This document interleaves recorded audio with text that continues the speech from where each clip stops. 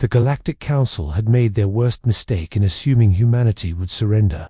Quietly, Elizabeth Martinez stood on the bridge of the Vindication, her knuckles white against the tactical display. Around her, the command crew worked in tense silence, their faces illuminated by the crimson glow of battle stations. Outside the reinforced viewports, the wreckage of 300 alien warships drifted like metallic corpses in the void. "Admiral," Commander Asher Chen's voice cut through the quiet, steady, despite the chaos they'd just survived. "The Zephrati fleet is retreating. They're broadcasting surrender codes."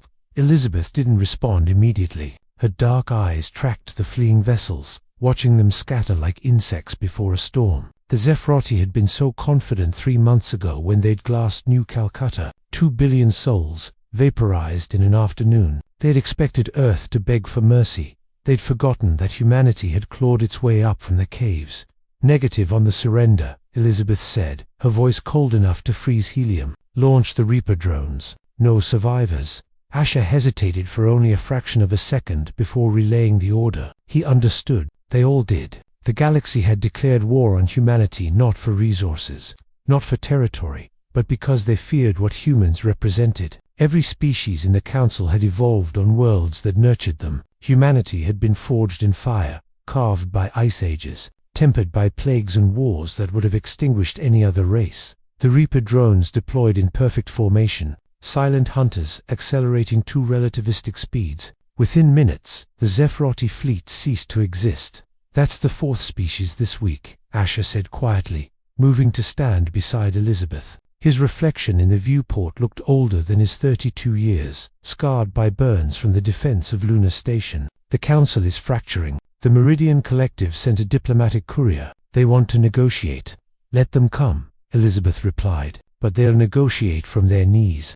The war had begun 18 months ago when the Galactic Council had issued its ultimatum. Humanity would submit to protective custody, or face extinction. They'd cited humanity's rapid technological advancement, our dangerous tendency toward individualism, our refusal to accept the Council's carefully maintained balance of power. In their arrogance, they'd given Earth 72 hours to surrender. Humanity's response had been swift and absolute. The Council had expected conventional warfare. They'd anticipated that humans, newcomers to the galactic stage, would fight with the same rigid tactics that had governed conflicts for 1,000,000 years. Instead, they'd encountered something they couldn't comprehend: asymmetric warfare, elevated to an art form. Humans didn't fight fair. They'd learned that lesson in trenches, in jungles, in the ruins of countless cities across Earth's blood-soaked history. Elizabeth pulled up the tactical map, watching as red markers and MI positions winked out across 3 sectors.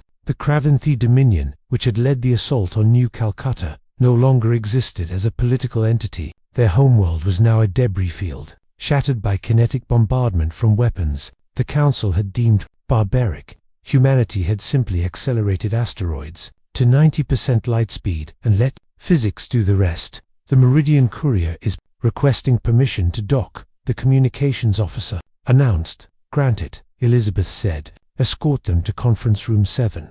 Asher, you're with me." They made their way through the Vindication's corridors, passing crew members who straightened and saluted as their admiral passed. These were the survivors, the ones who'd lost homes, families, entire worlds to the Council's aggression. Each of them carried the same burning determination. Humanity would not just survive, it would prevail. The Meridian ambassador was a towering crystalline being, its form refracting light in hypnotic patterns. It had been waiting nervously, its usual diplomatic composure cracked by fear. "Good," Elizabeth thought. "Let them fear us." Admiro Martinez, the ambassador's translator, rendered its harmonic speech into flat English. "The Meridian Collective wishes to propose a ceasefire. The Council's actions were misguided. We seek peace." Elizabeth sat across from the alien, her expression unreadable. Asher stood behind her, a silent reminder of humanity's military might. "You seek peace now," Elizabeth said, "after you voted to exterminate us, after you watched your allies burn our colonies. Tell me, Ambassador, what changed?" The crystalline being seemed to shrink. We did not understand. Humans are unlike any species we've encountered. Your capacity for retribution, your willingness to sacrifice, your refusal to accept defeat defies all logical models of behavior. You mistook our patience for weakness, Asher interjected, his voice sharp. You thought because we pursued diplomacy first, we were incapable of violence. The ambassador's colors shifted to deep violet fear in its species' emotional spectrum. The galaxy has learned otherwise. In 18 months, humanity has crippled 7 species, destroyed 4 council fleets, and demonstrated weapons technology that violates every convention of civilized warfare. The remaining council members are terrified. Elizabeth leaned forward. Then let me be clear, Ambassador, humanity will accept nothing less than total surrender. The council will dissolve. Every species that participated in the war against Earth will pay reparations for 1,000 years, and humanity will have a permanent voice in any future galactic government. Those terms are non-negotiable. Elizabeth cut him off. You came to our system seeking to cage us like animals. You learned that humans don't get caged. We break the bars, we burn the circus, and we ensure no one ever forgets what happens when you threaten our children.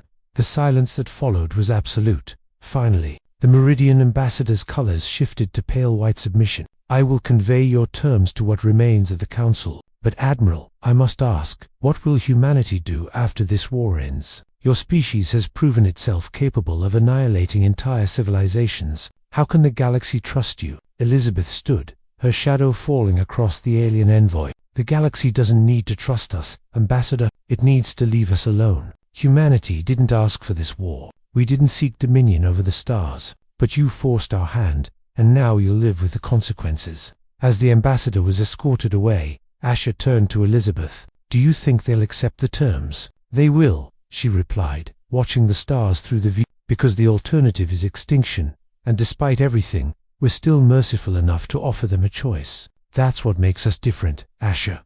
We remember mercy, even when we're dispensing justice. The Vindication sailed onward through the silent void, humanity's banner flying defiantly among the stars that had once sought to extinguish it. The galaxy had learned a lesson written in fire and blood. Humanity could be destroyed, but it could never be conquered. And when cornered, when threatened with extinction, humans became something the universe had never seen before, force of nature.